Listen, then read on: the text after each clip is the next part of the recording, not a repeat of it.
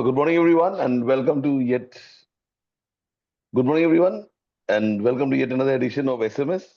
So handing over the mic to Arpit the moderator for the day, and also Unniji is also here. Arpit over to you. Thank you, Ruji, and good morning, everyone. So today we have Jigarji again for credit note and debit notes. And as we have seen that we generally keep a session for a topic, but generally it extends. And the beauty of SMS is that it gives you an opportunity to interpret in the widest manner possible and open your wings to interpret the provision.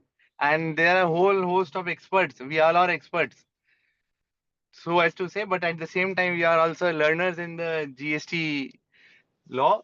So it gives an opportunity to understand and interpret the provision in a manner which we have not think as of yet. So continuing the same trend, I invite Jigarji for his today's session on credit notes and debit notes. Although I was not present in his first session, but I have heard him in the YouTube recording which has been posted by the group. So Jigarji, over to you for today's session. Thank you, Arpit sir. And once again, thank you, Arup sir and Undi sir for this amazing opportunity. So, continuing on the term debit note, we are not continuing anything on credit note as such. So, debit note has been defined under the provision of law by virtue of section 238. There's some typo error over here. It says it's a document issued by a registered person in reference to section 34(3). So as we had discussed at the time of credit note, like if we read only first name by a registered person, it could be by a recipient also, but it has a reference to section 34(3), which in turn mandates supplier only to trigger a particular document in terms of a debit note. A reference of debit note is also found under the explanation to section 37 as well. So moving on to the main questions with respect to debit note. What are the event which could otherwise trigger an issuance of a debit note? When we are reading the provision, it says when there was an incidence where the invoice was issued. However, it was found that the taxable value was less at that point in time, or the tax charge was found to be less in respect of such supply, would trigger the incidences where the supplier will be required to issue debit note. Once we understand this broad spectrum, will there be any requirement to disclose a debit note? It says it will be required to disclose in such manner as may be prescribed. That takes us to Rule 53. Now, coming directly to the various intricate issues with respect to debit note, we are discussing the first issue. Sir, पहला issue okay. So the first issue is there is an example over here which states the original value of taxable supply, that the taxable value was rupees 1000, dated April 2024. Subsequently, in July 2025, it has been identified that the revised taxable value should have been 1100 rupees, which means there is a difference of rupees 100 in terms of a price revision. In such scenario, when we are issuing a debit note in the month of July 2025 to the extent of differential taxable value of rupees 100, on which, presuming a rate of tax being 18%, there is a liability to pay 18 rupees as a part of differential tax as well. So the question for today's SMS is, will the transaction value traced back to the supply which otherwise triggered in April 2024? And over here, would like to discuss the two Supreme Court judgments, one in SKF the year 2009 and other is Steel Authority of India celebrated sale 2015 followed by 2019 Supreme Court judgment. So the views of the participants. Can I say that since my price got fixed only in July 2025, it should not trace back to April 2024, given the fact that whenever there is a price increase, generally it is in context to the price escalation clause, which has been put in the contract between the supplier and the recipient. So, in a scenario where through a price escalation clause, the price is triggered to rupees 100 in July 2025, differential price we are talking about, can we say that the department would seek an interest on this particular transaction? There is undoubtedly unanimous understanding that yes, I will be required to discharge my 18 rupees liability on this particular differential price.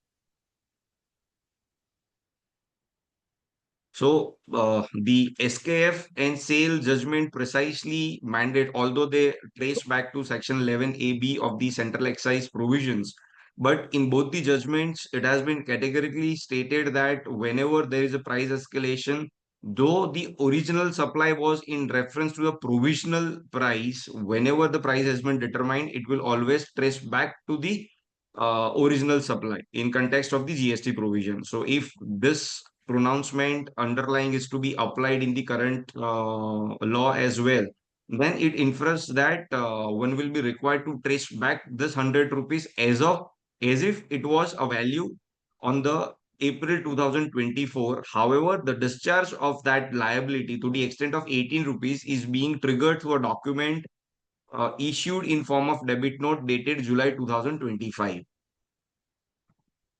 I hope my example is clear.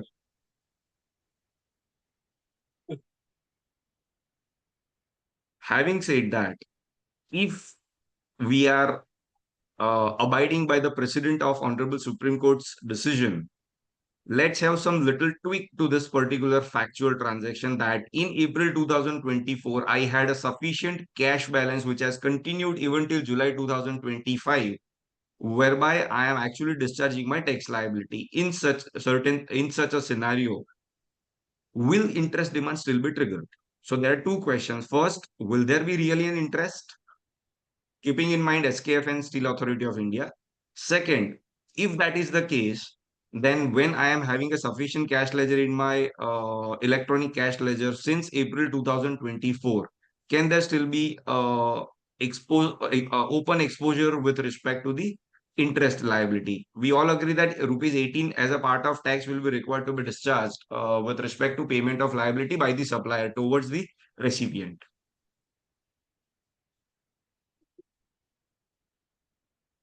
So do we all agree that if there is no continuing cash balance in the electronic cash ledger, we would be required to discharge our interest liability as well? Let me put it other way. Any views of the participants? Jigaji, if the price escalation contract was there and it was uh, stated there that if the prices of raw material increase by 10%, so there would be a corresponding increase of say 5% in the contract value, and therefore there was a trigger of debit note Correct. which had to be issued. So in this Correct. case, although I've not gone through the decision of SKF and Steel Authority of India, so you might just update it. So in this case, how can the supplier would be knowing that this is the value which had to be for which the invoice has to be raised? It only Okay. triggers subsequently, and for subsequent event, can there be an interest? So Okay. what So is the precise. rationale given in the judgment? I have not gone Correct. through judgment, so just Absolutely, posing questions absolutely, to you. sir. So precisely in 2015, the judgment pronounced by Honorable Supreme Court spoke that the price was not known, or rather the price was fixed at the time of original supply. Hmm. Subsequently, through escalation clause, the price got revised to a higher amount. Hmm. So although the price relates back to the original supply per se, but since the price was fixed and accepted by the buyer on the day of escalation itself, the interest will be a prospective provision if it is not paid Yes. within the due date. That was the 2015 judgment. Hmm. However, in 2019, a three-member bench judgment which states that although the price was fixed at the original point in time, both buyer and seller has agreed for the escalation of the contractual price revision to be implemented at a later point in time, which again relates back to the original supply only. And in 2019 three-member judgment, it states that since the contractual understanding, although to be implemented at a prospective date, was agreed on the date of executing the contract and on the date of transaction being effected by way of a sale or as the case may be supply. The Supreme Court judgment states that by virtue of Section 11AB of that point in time, where actually have the words the tax ought to have been paid. They are basically emphasizing on this phraseology of 11AB and states that the interest will relate back, the value will relate back to the original date, and for that reason, the interest will also be triggered. So that is a judgment of 2019, which as on that is a binding precedent for us. So But whether having it has overruled the earlier judgment of SKF. yes, sir, yes, sir. 2015 has been overruled by 2019. So 2015 was two-member judgment. Okay. 2019 is three-member judgment.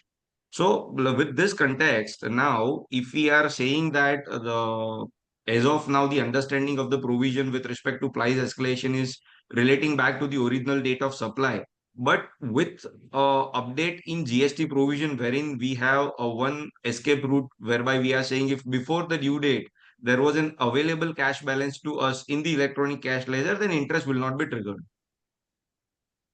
So again, I would look back to the judgment which you have stated and relate it back to 15.1, because if we go through 15 subsection 1, there are only two conditions. Price is the sole consideration and the buyer and seller are related parties. So if as Correct. the date of issuance of the invoice, if those two conditions are satisfied, then by way of 15.1, that was the precise value. And if we go through section 15, subsection 2, those conditions are also satisfied. So I'm not saying that the view given by the Supreme Court vis-a-vis the provision of GST has to be analyzed once. And Correct. although I would still be having that, since the price was not determined as on the date when the initial invoice was issued, but was Yes. decided subsequently by subsequent event, because it might have happened that there might not have been any escalation if the condition would not have been triggered. Correct. Correct. Therefore, there would have been no requirement for issuance of the debit note. So, therefore, vis-a-vis section 15, subsection 1, the analysis of the Honorable Apex Court judgment has to be seen. And secondly, regarding the cash balance available. So, again, in that case, if the cash balance is available, so we have to see 50 subsection 1, because in that case, the department would be going on to the proviso and would say that since the amount was not reflected in the return for the same month in which the supply was made, Correct. therefore the interest would be leviable. So Correct. So, if we go by that analogy that it has to date back on the date on which the supply was made, then the availability of cash balance would not also not save. But if we go by the analogy that there were subsequent conditions, so in that case the interest would only be prospective. correct. Correct. Absolutely, yes. We have another few members who already raised their hand. Yes, Nilesh bhai. Uh, as we know the judgment of the Supreme Court, but we need to also read it in the GST context with specific to section 12 and 13, which says the time of supply. The time of supply is saying that if you have raised invoice or debit note, to that extent supply has been happened. So in my view, the Supreme Court was saying that levy is on the date of manufacturing and payable at that time. So they have tried to differentiate that levy value is payable on that day. You have just paid today, so interest is applicable. But in GST, there can be a two time of supply. Second analogy we can draw from where the additional consideration flowing for the late payment or delayed charges. Then it says time of supply will be at the time of actual realization of the money, not the time of original supply. So the same analogy will be applicable for debit note, saying that this is additional consideration determined today, and that time of supply is a today. So the interest levy we should be payable from that date, and so hence interest will not be applicable. So So I you will, correct. So you are saying, sir, that since the consideration, which is an essence to a supply, is determined only at a subsequent point in time, the transaction value could not be traced back to the original supply. It has to be looked at independently as an extended limb of the original supply. That's what uh, I'm understanding from your no, clarification. that's not the argument. That was the precisely argued before the Supreme Court. But Supreme Correct. Court has rejected that argument. My Correct. argument is under GST, tax is payable on which date? It says the time of supply. So I will go to the time of supply, and time of supply says original invoice, to that extent supply has been happened. Correct. So when I raise the debit note, I have to see again a new time of supply. So new time of supply will be the date of raising of an debit note, and so tax will be payable from that date, not from the original invoice. So we are saying that what Arpit sir also said, that earlier when the transaction took place, it was at a transaction value which was otherwise agreed by both the parties, and only at a later point in time, this value has gone for a change. And for that reason, the the incidence of triggering a document, which is the debit note, is issued in July 2025, should be looked at from July 2025 only, and that 18 rupees should not be traced back to April 2024. And by that virtue, there is no point of having Section 50 being invoked at this point in time. I agree with Arpit Bhai's view, but saying that view has been rejected by the Supreme Court, saying that the price might be determined later on, and they try to compare with the No, they so try to sir, compare you with the provisional assessment, saying in provisional assessment also the value is not determined on the date of correct, invoice. Hence, it should be payable later on. In that case, the interest is applicable. So equated right. with the provisional assessment. So that's what my So in GST, is a taxpayer open for a route of provisional assessment? So if someone who has not opted for a provisional assessment have issued a tax invoice and subsequently through escalation clause, the price is triggering to be an additional amount flowing back from recipient to the supplier, will it not be stated that it was only in context of the original supply which could trigger, and through that contractual condition being triggered at subsequent point in time, I am paying a differential amount in context to the original supply only? Merely an understanding through a contractual execution of a document for a price to be determined at a later point in time, can we really say that I had no liability to pay my tax from the effective date of the original transaction? That's what the precise question what we are currently discussing. in case of provisional assessment, you have to pay the interest. So department argument precise is the same. The provision for the provisional assessment was existed in excise regime and it is existed in the GST regime. So the price is not determinable at the time of supply. So you should pay the interest. That is what the precise argument by the authority. Sir correct. So authority ने वही बोला है decision में कि हम लोग transaction value को original date से ट्रैक बैक करेंगे. The moment it is being track back to the original date, by default the other underlying provisions will also trigger. But can we differentiate the Supreme Court judgment under the excise regime vis-a-vis the transaction what actually are executing under the GST law?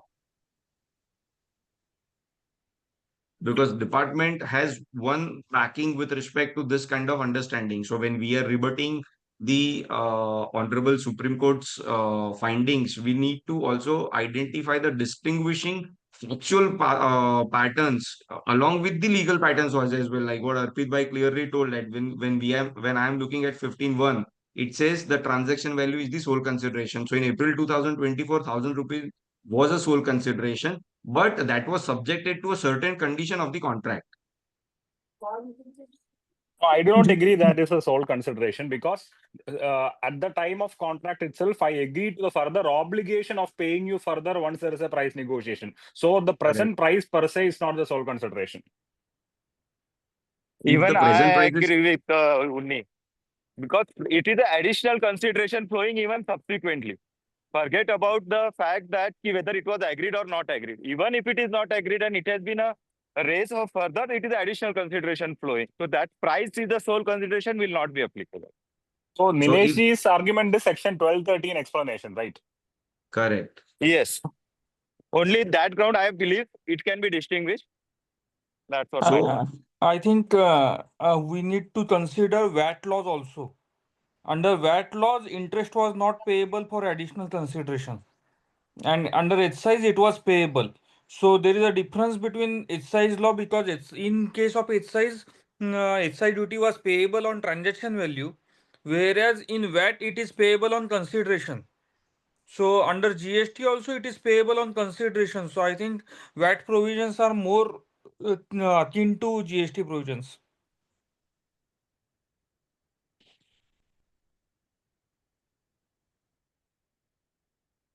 So I am just reading section 15 when it says the value of supply of goods or service or both shall be the transaction value, which is the price actually paid or payable. So when we are saying it is payable, which is the in our current discussion the 100 rupees, which is a differential amount, is it not that at that point in time also it would have been it should have been tracked back to the original supply only? Because ultimately what we are discussing, the moment it relates back to April 2024, we all agree that there will be an interest implication. But if we are trying to say that no, it will be the price will be dated of July 2025 only, just having a reference to the invoice which was issued in April 2024, in that case, having a reference and having a direct correlation are two different aspects per se, because the transaction is remaining one. However, with respect to price, the transaction is first agreed at 100, like 1,000 rupees, subsequently agreed at 1,100 rupees, whereby the differential amount of 100 flows back from recipient to the supplier in July 2025. Jigar bhai, what I think is let's keep the question open for the discussion in the group. Okay, fine. So So with many of the members, just like me, have not gone through the entire judgment.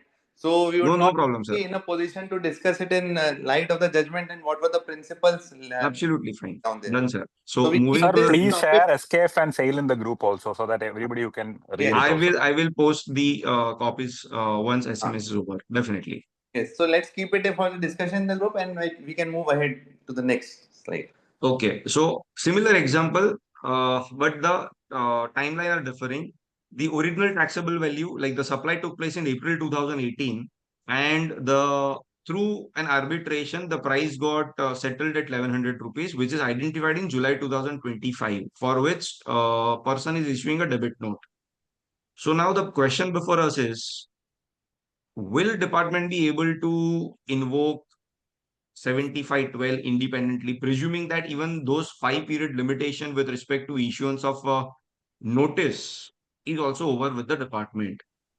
So under such circumstances, when we are issuing a debit note at much later point in time through a matter which went into arbitration, or for any other reason the price was not being agreed by the supplier and buyer, and through a settlement at later point in time it got settled to a higher price, and both parties, like the recipient, has agreed to make payment to the supplier, but within this framework the time frame for issuance of extended period of notice has also gone by. So under such circumstances, will department be entitled to straight away invoke 7512 for the purpose of recovery of interest, having the fact that department per se does not have a power to collect the tax otherwise within the framework of adjudication? So that is the question. Fast Now, question with little tweak in terms of timelines. Jigarji, I would like to add something vis-a-vis the previous discussion, because if we Yes, sir. say that interest was payable since it was payable from the date of supply, so in Correct. that case, the extended period and all the things would come. Supposedly, there is a judgment after say 15 years, and then the price is increased. And if we Correct. say that it had to be taxed on that date when the initial sale was made, so how would the department be able to recover unless until it is treated as the relevant date for the date when the judgment or whenever the price escalation comes? And secondly, for So 7512, even if we go by this argument that it is a self-assessed liability, but then in my opinion, 7512 does not cover these situations because it has not been reflected in GSTR1. correct, correct. Because in order to invoke 7512, even I am of the understanding that it has to form a route through 37 and 39. Yes. So the tweak what you have just shared, that after 15 years, through judgment or an settlement, there is an agreed price escalation. So the point over here is, will department be considering this recovery from original transaction, or from the recovery for the department would otherwise start from the date when such transaction took place? That is the agreement for the price escalation, like जो 100 रुपए का agreed हुआ 15 साल के बाद, और मान लो कि वो 18 रुपये अभी भी सप्लायर ने पे नहीं किया है, तो वो रिकवरी, जैसे हम सब जानते हैं कि otherwise limitation for the adjudication is already over. So is there any window available with the department to say that this 18 rupees we are still entitled to recover, given the fact that I have raised a debit note with GST, I have collected GST from the recipient, but not paid to the credit of government?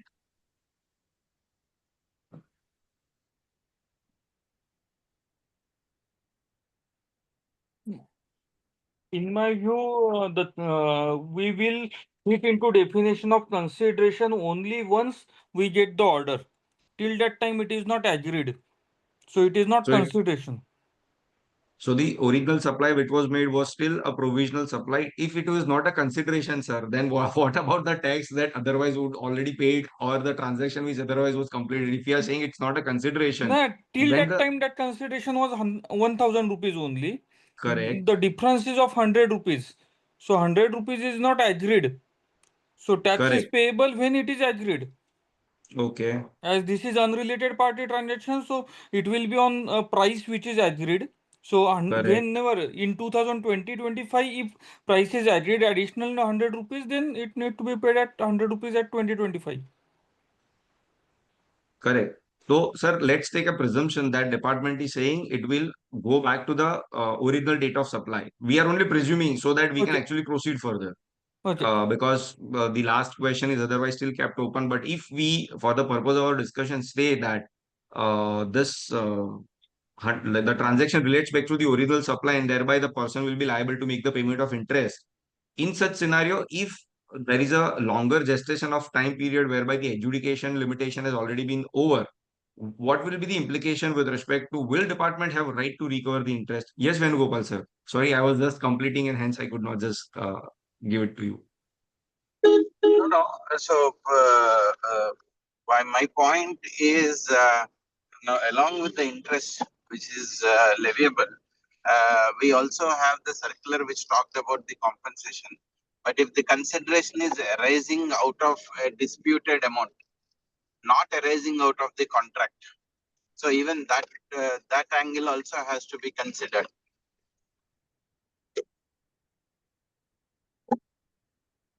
We have circular one. So this is not a tolerance of an act. It is So not a only when tolerance of you, an act. Yes, yeah, yes, only it when is you not a tolerance agree of to an act. be a tolerance of an act, which is consideration, then it would date back to the original supply.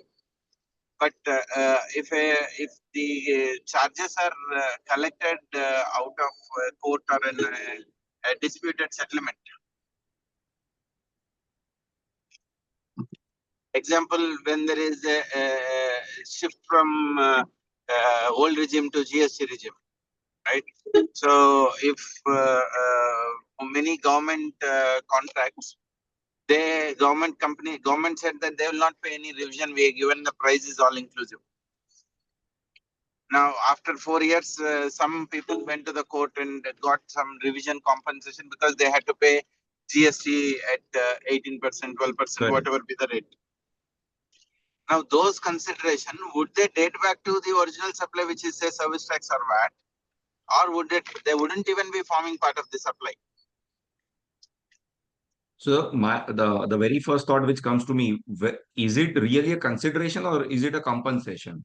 If it is a Exactly. compensation, if Yeah. it is a compensation, then it could not track back to the original transaction. It has to be looked in from a fresh perspective only. That's what my thinking comes at this point in time. But if we talk about that it's akin to consideration, then yes, it will relate to the original date of transaction.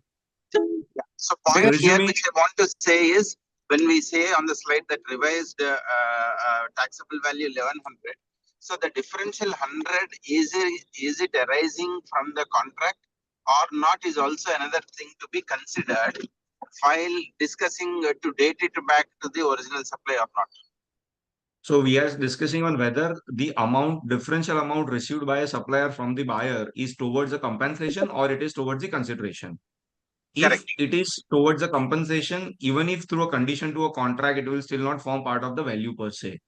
But if it triggers back to the consideration itself, then yes, it will be forming part of the value. And once it forms part of the consideration as a value, the other provisions of the law would be applicable. Having said this, if it is forming part of the consideration, which tracks back to the period in which government has now lost their right to issue the notices to adjudicate the matter, will there be any possibility for the government to recover the interest on such kind of transaction, or it will be a pure loss to government? Jigarji, for this, the issue which we are discussing, there is section 142(2)(a) in transitional provision, Yes, sir.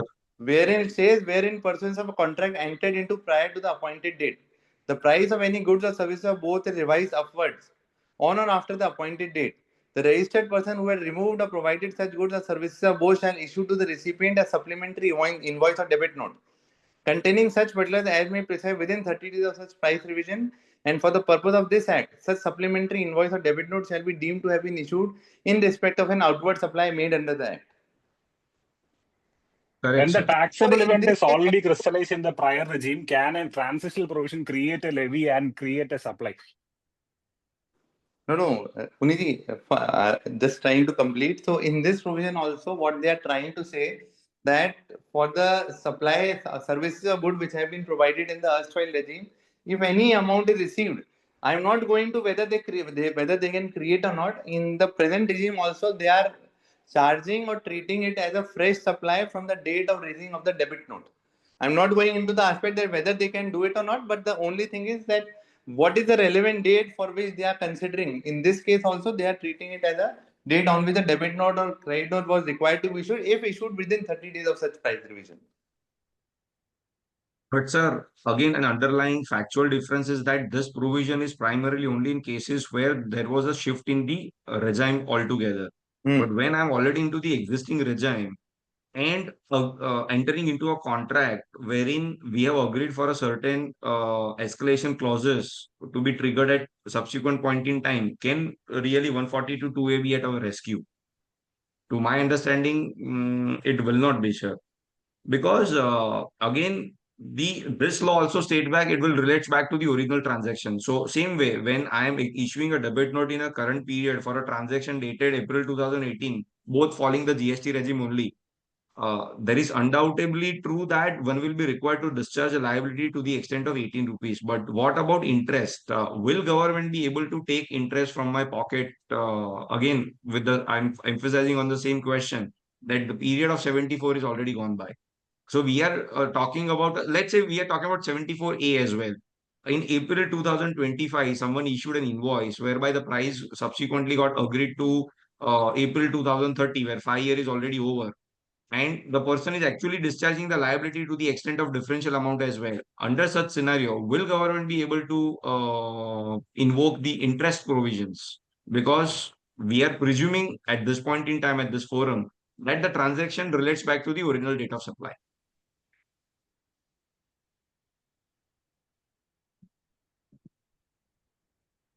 With this presumption only we are discussing. If we are agreeing that it will be from a prospective date, of course, these questions will not arise at all, because once it's a prospective date, interest will, unless I paid after due date from the date of issuance of a debit note, then only the interest provision would be otherwise triggered. But for a moment, to understand a larger perspective, to have a good brainstorm, if we are saying that the transaction relates back to the original supply and adjudication period is over, is there any recourse available to the department for the purpose of recovery of interest?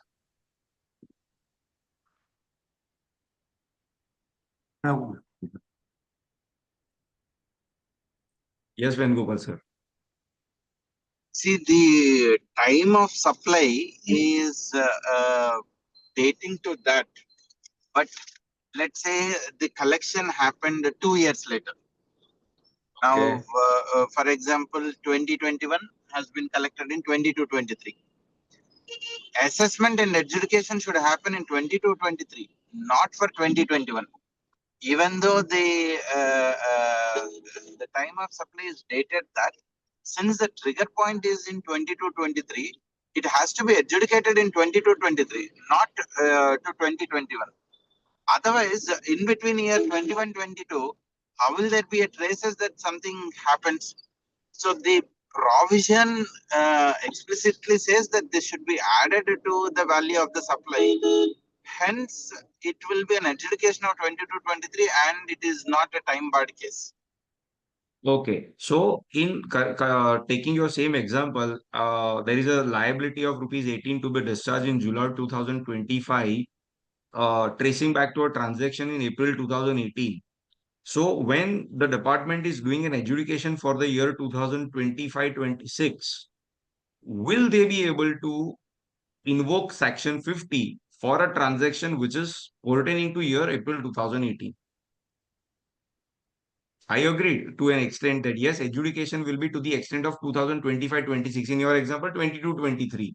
But having said that, if I change this 22, 23 to 25, 26 and relates back the transaction date to April 2028, will they be able to invoke Section 50 to the extent of the 6 years? Or will we agree to the department's contention that no, the 6 years, what you are saying is correct, and we will be paying the interest to the extent of entire 6 years? Although we are not now saying that adjudication is not bad, adjudication is good in the year 2025-26, whereby department is invoking 50 vis-a-vis from April 2028. For a moment, let us not put the hat for litigation. What is the right thing in the law? Sir, that's what we are actually discussing. So, right thing is that the tax goes with the interest goes hand in hand with the tax. So, if my tax ought to have been paid from a date April 2025, and I am voluntarily discharging today, and department is now saying in the year 2025 that you just make the payment of interest, will we be agreeing to the contention of the department? We are absolutely in legal framework only discussing, sir. No. Instead of saying will we agree, my point is what should be the right thing? Should the interest be Exactly. Okay, I applicable? put it that way. What will be the correct approach as a legal professional to advise the client when such kind of transactions comes before us? So I want to answer this in a different the context. I just put one question in the chat sometime back. Assuming the rate or classification changes with the increase in the value. For example, an Sir, I accommodation am coming. Sir, services. that example is just right below the one what we are discussing. No. I So actually saw it. yeah, no. What I was saying is, if we agree that the value of the supply is to be linked to the supply, then in my view, charging interest from that date is valid. My perspective.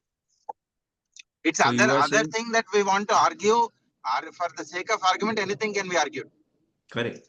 So we are saying that even if once the adjudication in the year 2022-23 is occurring, wherein it is identified that the transaction is traced back to the earlier period, having said that the tax is discharged in the current period of adjudication, and for that reason, the provision of law will be valid, and by virtue of which the department is right to invoke Section 50 as well. That's what now I understand from your Yeah, that is deliberation, my sir. view. Any other view, members?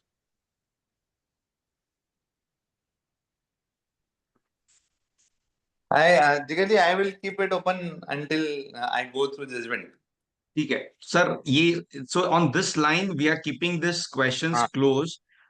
Moving to a subsequent question because I have three more questions and I just saw the time. It's 9:40, and we don't want to again postpone this to next session because there are a lot of good areas of discussions that are coming up. So the next question is, let's say like what recently Venu sir said, like there is a change in rate. And for that reason, I'm issuing a debit note. Earlier, I charged 12%. I should have charged 18%. Now I'm issuing 18% as a rate of tax, for which I'm issuing a debit note for the tax difference. Can really there be a triggering with respect to interest under Section 51 proviso? What sometime back someone just referred. I have copied verbatim 51 proviso, which reads that provided that the interest on tax payable in respect of supplies made Slide is during a. not because your slide is not changed. Sorry, sir. Slide is not changed. Slide is the same. Sir, it's third question. Okay. Third. Yes. Third question. Ah. I'm just reading out the proviso. So again, I'm coming back. So original I charge 12%, should have been 18%. For the differential 6%, I'm issuing a debit note. So will there be any interest implication? So I'm reading the proviso to Section 51. Provided that the interest on tax payable in respect of supplies made during a tax period and declared in the return for the said period furnished after due date in accordance with the provision of 39, except where the return is furnished after commencement of so and so and so and so, in respect of the said period, shall be payable on that portion of the tax which is paid by debiting the electronic cash ledger. Point what I want to highlight over here is my transactions is actually reported because it says supplies made during a tax period and declared in the return in the said period furnished. So I already declared my supply in a period in which it was supposed to be declared by in the return under Section 39 as well. So disclosure is not an aspect, is not an issue over here. The problem is what I have disclosed was a short disclosure with respect to rate of tax. I was supposed to disclose 18 rupees, but I have ended up disclosing 12 rupees. So under such scenario, will there be any interest implication on that? Because what I understand with respect to this particular proviso, it's solely emphasizing on the disclosure of a particular transaction per se. It does not trace back to its rate of tax per se. The moment I say I would declare the No, transaction in my 3B, no, but Jigar ji, इसमें क्या है कि this proviso is giving you a relief only when the correct tax is also discharged. Because even correct, if I am reporting, if I am reporting the proper taxable value, but I'm not discharging the proper tax, so this relief will not be available to me. So so in my section view, in this, 39, yeah, in this case also, in this, the interest will be applicable. so Like section just giving a 39, practical example, yeah, yeah, please, yeah, correct. हाँ, तो मैं वही कह रहा हूँ sir कि section 39 है, it takes into consideration 37 as well.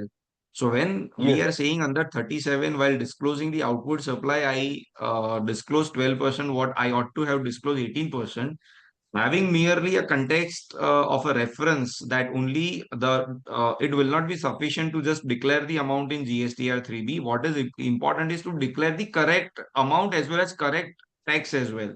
So if by virtue of change in rate of tax, having a higher rate of tax, I'll be required to issue a debit note, and in that case, I'll also be required to make the payment of interest as well. Merely because 51 proviso states that it is the supplies made in a tax period declared in the return will not be just a sufficient for us. Any other contrary view to this Jigarji, particular Jigarji, example? I go with your earlier view. And we have taken this in one of our litigation wherein advances were received and tax was Oh, not paid on advances. But okay, subsequent tax was correctly paid when the invoices were issued.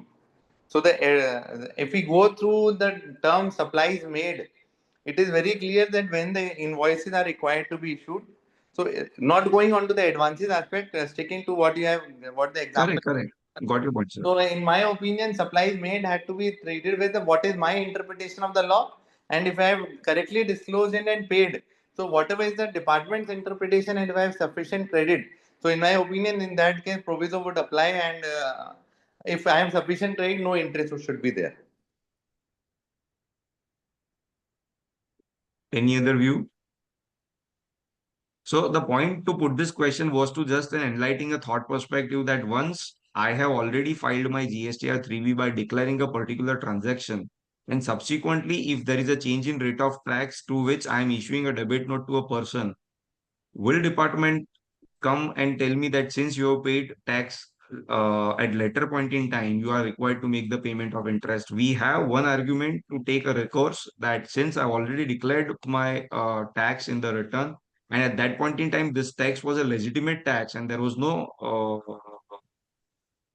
short payment at that point in time. I collected 12, I paid 12. Now I'm collecting 18. And since the entire transaction is disclosed in 39, you cannot come and ask for the interest from us. If there is a credit balance. If there is a credit balance, fine. That's absolutely fine, sir. अगर वो नहीं है वो तो पे करना ही पड़ेगा. हाँ. Okay. So moving to the next question, is there any time limit to issue a debit note? So far, so good. We are on the transaction wherein there is a change in price, there is a change in rate of tax, and I'm issuing a debit note. But now, can I, like, what should be a time limit for the issuance of invoice? For that, I've captured one example. There is a short payment of tax duly agreed by taxpayer, but the department is contesting it under 74, whereby the taxpayer has a view that it ought to have been under 73. At a later stage in appeal, the matter is in favor of the taxpayer. The taxpayer pays the tax and decides to recover the money from the recipient by issuing a debit note. There is a change, like there's a correction. It should be debit note. It might be possible to save that. It might be possible to save the interest. The taxpayer paid the full tax at the time of filing appeal itself, but it did not issue a debit note to the recipient till the verdict was in his favor in reference to section 73. So since I had agreed that yes, there is a short payment of tax, in order to ensure that there is no increment in my interest liability, I paid entire tax. There is no dispute. The dispute was only with respect to 74 versus 73. At later point in time, the department said, yes, this matter is not subject to 74. It should be subject to 73, and it decided under 73 only. But at that point in time, during the initial stage of appeal itself, the taxpayer had paid entire tax. Now, he wants to recover money for that differential tax that he has paid from the recipient. Will Can debit note be issued at a later point in time? That is a particular framework of this question. I hope I am able to put forth the facts and the reason why I am putting this particular question over here as a part of SMS. Should I once again explain, or is it clear to all of us? The silence is saying it is clear to all of us. Can you please explain once again, just briefly? Okay Arup sir, मैंने I agree that मुझे 100 रुपए का short payment जो tax है ना वो पे करना ही है. डिपार्टमेंट ने बोला कि आप 74 में नोटिस इश्यू कर रहे हो. मैंने बोला कि ये नोटिस 74 में नहीं इश्यू हो सकता है, 73 में इश्यू हो सकता है, with the fact that yes I agree there is a short payment of tax.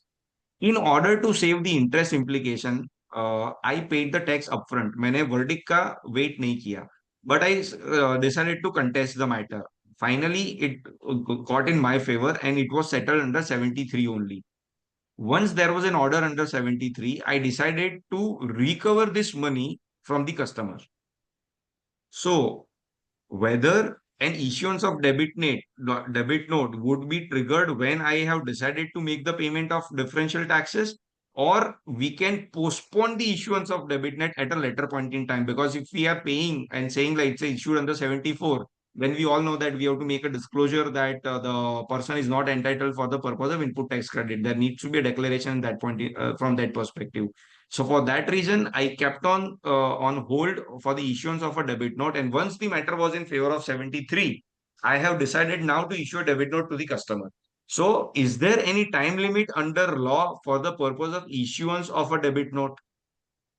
We all know that for the purpose of goods or service, we have a time of supply wherein the document will trigger.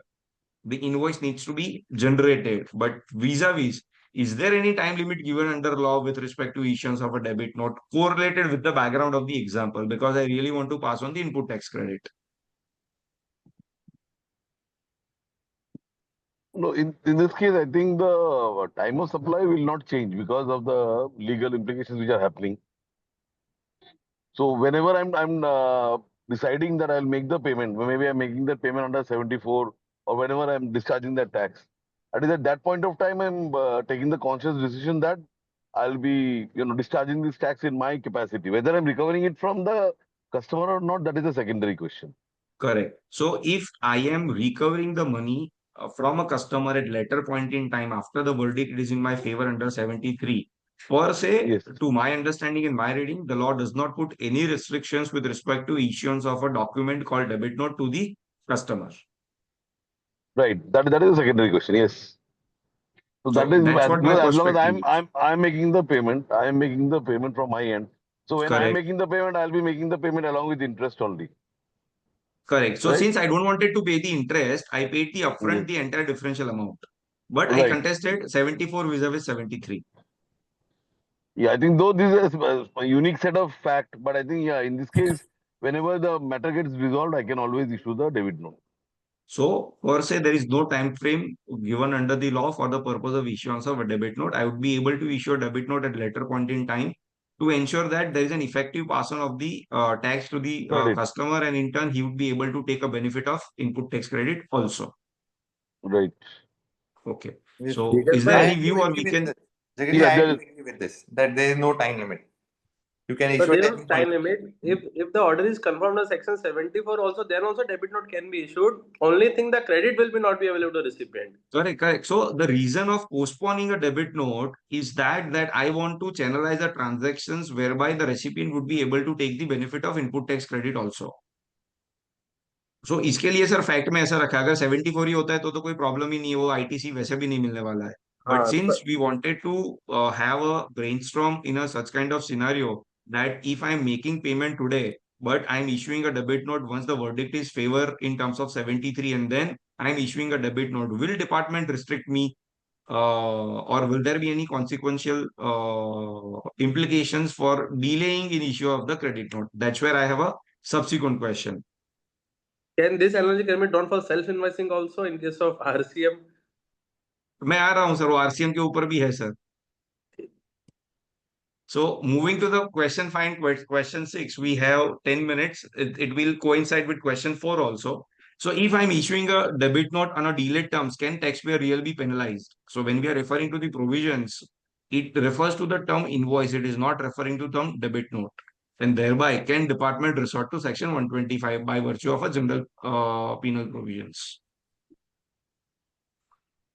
With this, another question.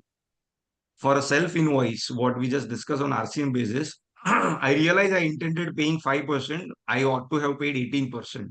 Can I make a self-debit note in this case? Or is a provision to issue a supplementary self-invoice to me? And what about the interest implications of such kind of scenarios?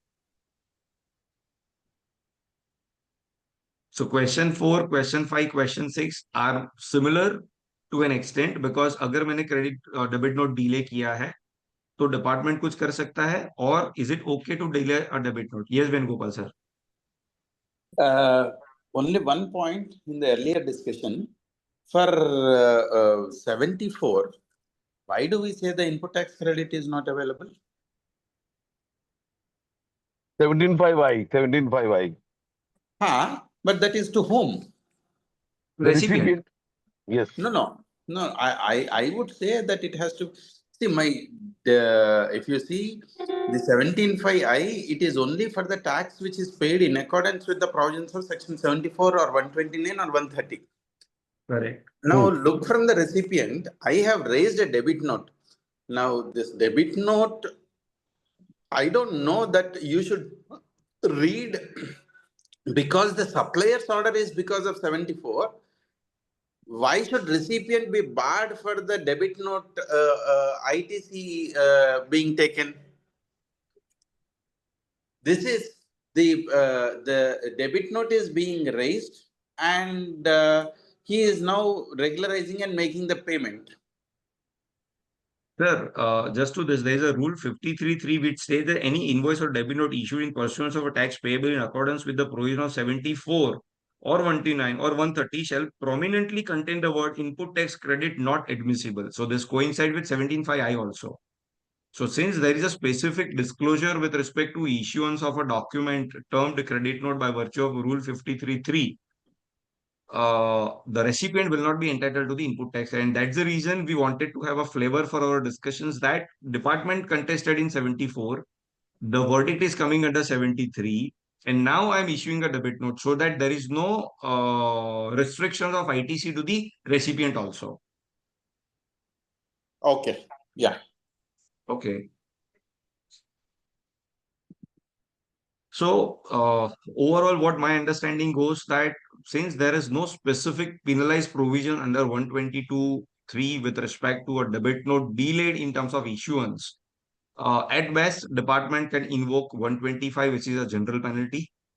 And with respect to the RCM discharge liability, wherein I was ought to making payment of 18% rate of tax, but I ended up paying 5%, I'll be required to issue supplementary document for my own self as well, because that is a document basis which I'll be claiming the input tax credit as well. So it could be a supplementary invoice, it could be a differential debit note as well. So will we be able to entitle to issue a self debit note, or will we required to issue a self supplementary invoice only?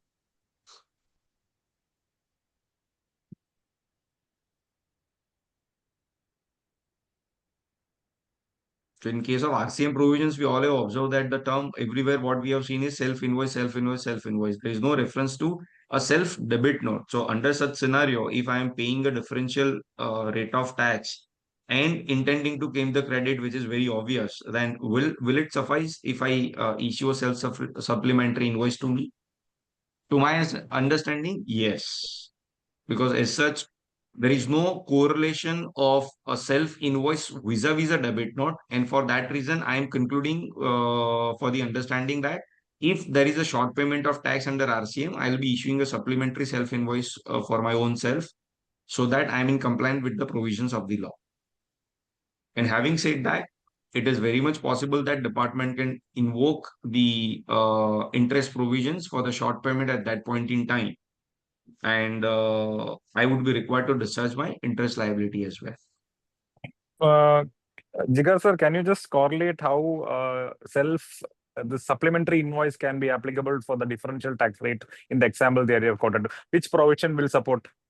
Sir, there is no, that's what I'm saying. In my reading, there is no other provisions. It's only 33(1)(f), which speaks about one will be required to issue an invoice as a part of compliance to the RCM provisions. And since there are no outright provisions with respect to debit note, I am of the understanding that one will be required to issue a self-supplementary invoice, or else there will be a separate self invoice itself to the extent of that differential amount. When 31(3)(f) asks us to make a self invoice, and for that single inward supply, I've already made a single invoice. Can I Correct. again make an invoice for that same taxable inward supply? So, in order to make the compliance with the provisions of the law for a inward supply transactions, I was supposed to make a self invoice, but I ended up paying less tax by virtue of issuance of the original self invoice, for which now I am discharging an additional liability, and in order to support that additional liability, I am also issuing another self supplementary invoice. That's what my understanding comes from, me, sir. I am absolutely in agreement that I could not even find out any specific provisions with respect to such kind of scenarios. But if in practice we have come across certain situations in on a large scale basis that the client ends up paying in a short tax, and subsequently when we go for annual return or something, we ask him to make a differential payment of tax. Although such kind of documents are most negligible aspect in terms of the procedures, but when the department is nowadays they are coming, they are asking first straight away the copies of self invoices, so whether they are you are complying with the provision of law or not. So from that perspective, I am of the understanding that in order to rectify that deficiency with respect to short payment in case of reverse charge supplies, I will still be required to issue a document which I am terming it as a self invoice, self supplementary invoices, because I already issued a self invoice at the first point in time when I had actually discharged my liability. So why not a debit note? मैंने वही बताया sir कि ऐसा कोई outrightly specific provision नहीं है, and 31(3) speaks about invoice. I am terming it as a supplementary invoice. So, in my opinion, we can issue a debit note because there is no restriction. And if we see 34(3), where one or more tax invoice have been issued for supply of any goods or services.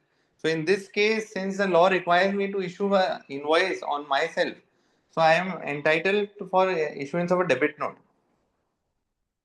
A So you self.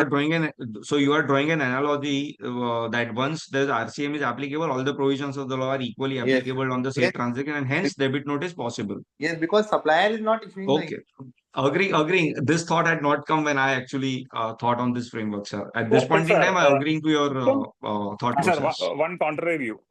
If you are saying that one or more tax invoice has been issued, 34(3) triggers. But if you look at Rule 36, the first limb A talks about the documentary invoice as tax invoice for which you can claim credit, whereas the self invoice is treated as a separate species. So self invoice is not the tax invoice referred under 34(3).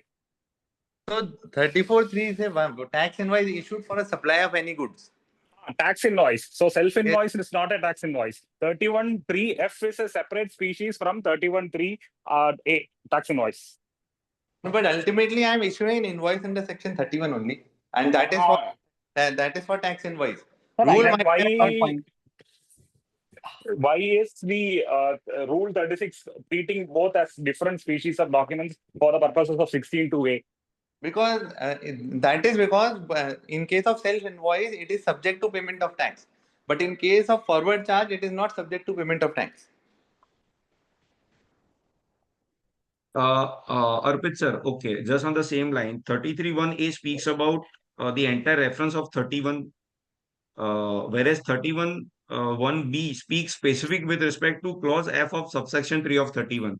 So if they have already made a reference to 31 under clause A, why there was a need to have another outright clause B specifying with respect to a transaction to the extent of self invoice only? In Rule Again, I 36. am diverting from the point what I had agreed at some point in time with you, sir. In Rule 36. Rule 36, 1A and 1B. In Yes, 1A, they are saying, I'm just because in 1A there is no requirement for subject to payment of tax, but in 1B there is a requirement for subject to payment of tax. In 1A, the So only that's where, correct, Arpit sir. So that's where when there is a subject to payment of tax requirement is there and one is yes. issuing a self invoice, uh, this Because in fact itself 36 has a 1C, distinguishing factor with respect to a tax invoice and a self invoice. hmm, So yes, in this scenario, when we are referring 34.3, which deals with a supply per se, hmm, whereby they're having no clarity whether it's a outward supply or an inward supply, which only says the tax found to be short paid for such supply. hmm, So is it that from such supply you are yes, yes, coordinating, taking the view that we would be entitled to take the self debit note also? yes. No, That, no, Arpit sir, it is not just the tax invoice. The rights to issue a debit note has been given to the registered person who has made the supply. So I have never made the supply. Somebody else has made the supply. I am receiving it as inward supply. but again, in 9.3, I have been put in the shoes of the supplier. Only for the purpose of payment of taxes, So not for all things. how would I pay the tax? I would pay the tax only on the basis of issuance of invoice, self invoice.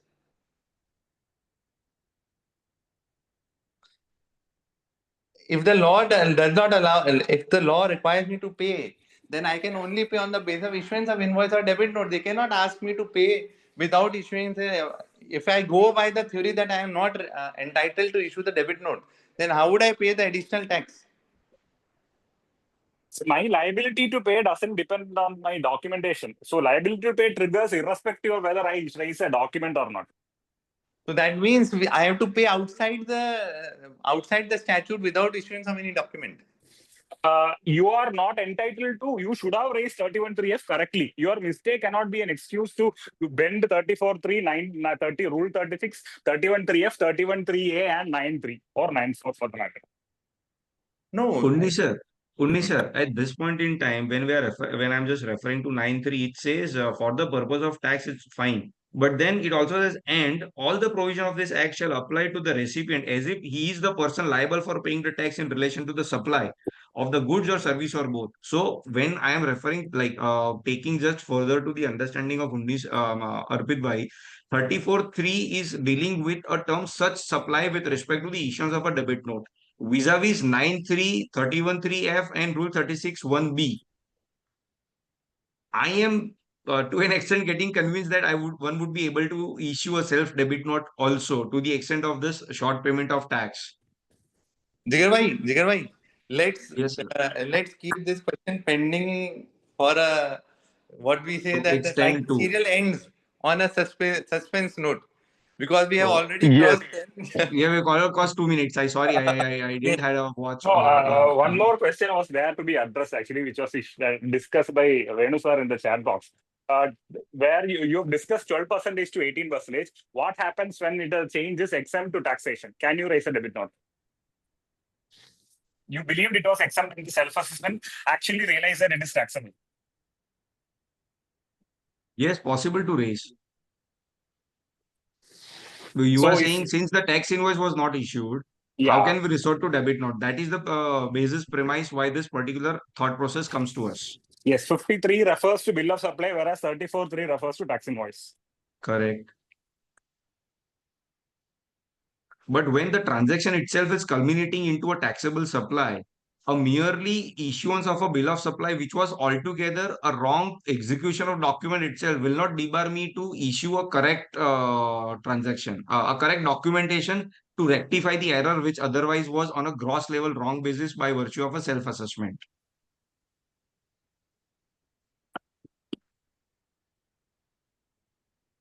Yes, Venuji. No. So it's 10:04, and as you rightly said that okay, it is a serial. It is not a movie, and there is a full stop.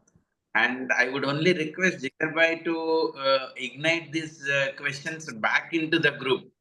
Let the discussion be coming, and none of us are perfect. And the views we are taking, we should strongly believe it is a view and not a truth, and it can be subject to change. So there need to be more discussion. So I would say that we would conclude this formally. Okay. Coincidentally, the top membership today also happened to be 34, just like your section.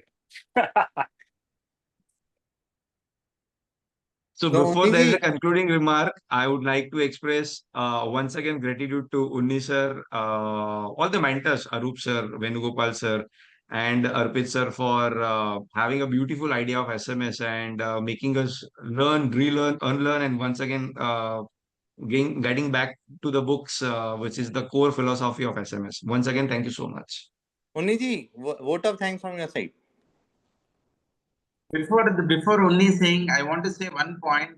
When I brought this, Jigarbai, you should take this thing. He had a little apprehension, but I'm sure, which is even though such a small section, he wouldn't have thought that he idhar Yes, chalega. And these many. absolutely, absolutely. So thank you so much, Jigarbai. Unni, over to you. Thank you, Jigar sir, for the wonderful session we had today. So, 34 had only 4 subsection and a couple of rules, but it took us about 2 full days of SMS to actually get through the nuances. And we still have open questions that we have to carry forward to the group for a further analysis, especially when members who couldn't attend today have to express their views also. So I would look forward to your discussion in the group regarding the questions which are still open, as because there will be a issue that we are going to face in the upcoming days in audits. And thank you for the wonderful audience. I'm sure that membership is increasing day by day. Today, we saw 34 members participating in SMS. Thank you all the members for spending an hour today for discussion. And again, I heartily thank Arup sir for, despite his illness, waking up and ensuring that we all participate in SMS. And again, thanks for the members. And once again, a last request, please take up a section, inform any of the 4 of us which section you want to take up, and our calendar can be filled accordingly.